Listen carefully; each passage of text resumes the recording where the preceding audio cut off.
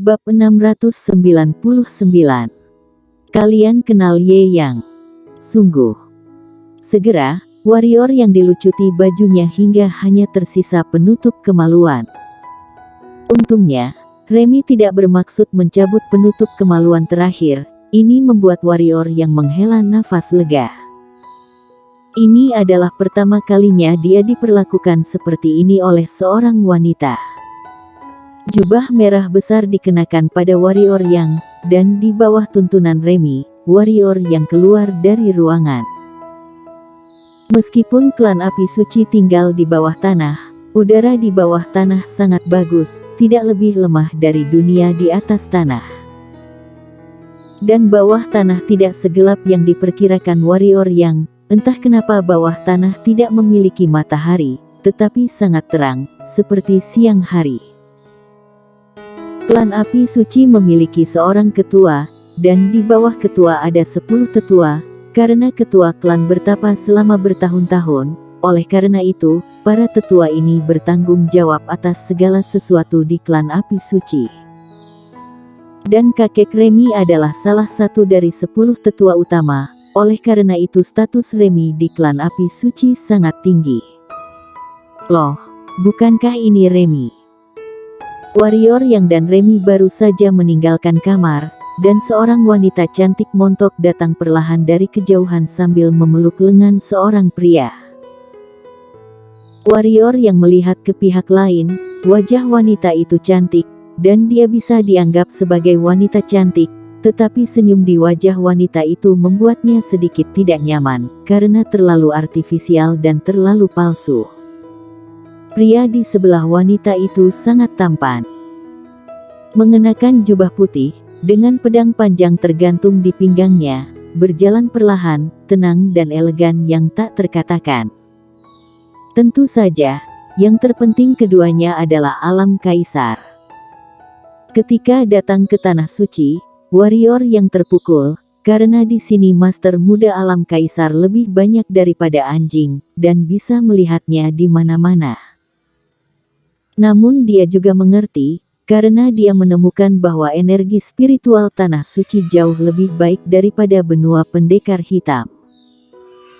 Tumbuh dan berlatih di lingkungan ini, jenius apapun benua pendekar hitam juga bisa berkultivasi ke alam kaisar di usia 20-an. Remy melirik pria itu, lalu berkata, "Raisa Qian, kamu berganti pria lagi. Aku ingat, bukankah kamu baru saja menemukan seorang pria tempo hari?" Wanita bernama Raisa Qian tersenyum dan berkata, "Laki-laki sama seperti pakaian. Jika tidak cocok, mereka harus diganti. Bahkan jika cocok, mereka harus diganti jika dipakai untuk waktu yang lama." Mendengar kata-kata Raisa Qian, warrior yang mau tak mau mengacungkan jempol pada wanita ini di dalam hatinya.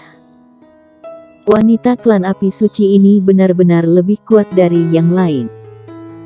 Yang membuat warrior yang sedikit terkejut adalah bahwa pria di samping Raisa Qian tidak menunjukkan keengganan pada kata-kata wanita itu. Pada saat ini, tatapan wanita itu tiba-tiba jatuh pada warrior yang, dia dengan hati-hati menatap warrior yang, lalu menggelengkan kepalanya, dan berkata, "Remy, pria kamu tidak ada apa-apanya. Tubuhnya tidak kekar, wajahnya tidak terlihat tampan, kekuatannya tidak ada, jika diajak keluar, ini agak buruk. Jika kamu hanya ingin bersenang-senang maka tidak masalah, tetapi ternyata kamu ingin menikah dengannya. Remy, harus kukatakan, pikiranmu semakin tidak normal." Bang bang. Remy memegang 2 pasang palu merah dan mengadukannya, lalu berkata, "Raisa Qian, apakah menurutmu aku belum cukup memukulmu terakhir kali?" Wajah Raisa Qian langsung menjadi dingin, dan berkata, "Remy, kakekmu adalah tetua, dan kakekku juga tetua, apakah kamu pikir aku akan takut kamu? Kalau begitu coba," kata Remy. Wajah Raisa Qian tiba-tiba membiru, karena di kalangan generasi muda klan api suci, selain putri ketua klan, Remy lah yang memiliki kekuatan paling kuat. Mereka bertarung berkali-kali, tetapi dipukuli secara tragis setiap kali. Dengan paksa menekan amarah di hatinya, Raisa kian mencibir, "Remy, kamu sombong, tunggu kakekmu meninggal, aku mau lihat berapa lama kamu bisa sombong." Bang! Palu merah di tangan Remy keluar, berubah menjadi lampu merah dan mengenai Raisa kian. Hush! Pada saat ini, sebuah energi pedang melintas di lapangan dengan suara keras, dan kemudian palu merah Remy terbang kembali ke tangan Remy. Jiwa pedang tingkat 10. Warrior yang menatap pria di sebelah Raisa kian, kilatan keterkejutan terpancar di matanya, kecuali Felix Zuo, jiwa pedang pria di depannya adalah yang tertinggi yang pernah dilihatnya. Mata Remy tertuju pada pria itu, dan berkata, "Jiwa pedang tingkat 10. Ada keseriusan dalam suaranya. Haha. Raisa kian tertawa dan berkata, "Remy, kamu tidak duga, kan? Aku beritahu kamu, priaku ini adalah jenius ilmu pedang. Jenius ilmu pedang yang sebenarnya, yang mencapai alam kaisar pada usia 20, dan memiliki jiwa pedang tingkat 10. Di kelompok suci, selain Felix Zuo yang dipenggal oleh warrior yang, priaku ini adalah jenius ilmu pedang terkuat." Lelaki itu tersenyum tipis, lalu berkata, "Aku berencana untuk menantang Felix Zuo, tetapi sayangnya, dia mati di tangan pedang kultivator yang ditinggalkan oleh dunia. Sayang sekali, Master Agung peringkat suci bisa meninggal di tangan kultivator pedang di benua pendekar hitam. Tapi tak apa, aku akan membasuh aib kultivator pedang tanah suci." Mendengar apa yang dikatakan keduanya, warrior yang terdiam pun tertegun, dan kemudian tidak bisa menahan diri untuk bertanya, "Apakah kalian kenal warrior yang?" Raisa kian melirik warrior yang, dengan sedikit rasa jijik di wajahnya, dan tidak menjawab. "Apakah kalian perlu sok hebat?" Warrior yang benar-benar tidak bisa berkata-kata kepada orang klan api suci ini, satu persatu lebih aneh dari yang lainnya, satu persatu lebih gila, satu persatu lebih bangga. Klan api suci ini sama saja dengan orang-orang kelompok suci, mereka semua congkak. Pria itu melirik warrior yang dengan ringan, dan berkata, "Menjadi manusia, terutama orang berkekuatan rendah, harus rendah hati dan tahu diri, jika tidak, detik berikutnya bisa terpenggal kepalanya." Raisa kian berkata, "Tidak perlu membuang air liur dengan sampah semacam ini." Kemudian, dia memandang Remy dan berkata, "Remy, kamu sombong sana selama 2 hari ini. Ketika kakekmu meninggal, kamu tidak ada dukungan lagi. Lalu, aku mau lihat bagaimana kamu mati. Kalian percaya atau tidak, aku akan membiarkan kalian mati sekarang." Kedua palu merah di tangan Remy mulai berputar, warrior yang tahu bahwa wanita ini akan bermain kasar. Raisa kian mencibir, lalu berbalik dan pergi dengan memeluk lengan pria di sebelahnya. Sebelum kakek Remy mati, tidak ada seorang pun kecuali putri ketua klan api suci yang berani menyinggung Remy, karena sekali dia menjadi gila, dia tidak akan peduli apapun. "Kamu membencinya?" Warrior yang bertanya setelah Raisa kian pergi. Remy terdiam beberapa saat, lalu berkata, "Kakek aku memiliki temperamen yang buruk, dan aku juga memiliki temperamen yang buruk. Dalam kompetisi seni bela diri dulu, kakek mereka sering dipukuli oleh kakek aku, dan mereka sering dipukuli oleh aku. Oleh karena itu, banyak orang mendendam padaku dan kakekku. Sungguh, aku tidak bisa disalahkan untuk ini, mereka hanya bisa menyalahkan kakek mereka karena terlalu lemah dan mereka sendiri juga terlalu lemah, bukankah begitu?" Warrior yang tersenyum kecut, dan berkata, "Sebenarnya, apa yang kamu katakan itu benar." Dia tidak memujinya, dia memang berpikir bahwa pihak lain benar, tetapi dia masih merasa sedikit aneh. Remy tersenyum dan berkata, "Aku pikir kamu semakin enak dipandang, ayo kita menikah." Warrior Yang. Dalam perjalanan, warrior yang ragu-ragu dan bertanya, "Kalian klan api suci juga mengenal Warrior Yang?" Dia masih sedikit penasaran dengan dua orang yang tadi menyebut namanya. Tiba-tiba, sebuah palu datang di depan hidung Warrior Yang.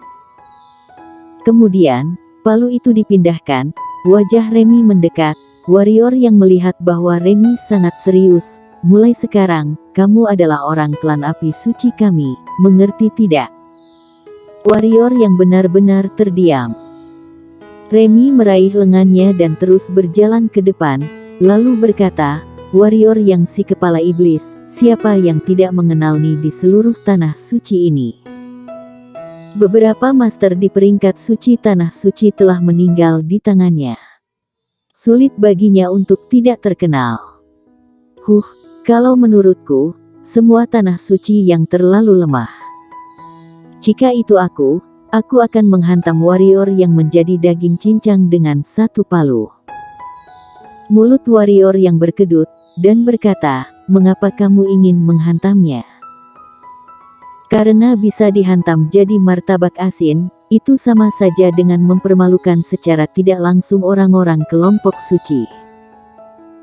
Remy berkata, "Lihat, orang yang tidak bisa dibunuh kelompok suci, bisa aku bunuh.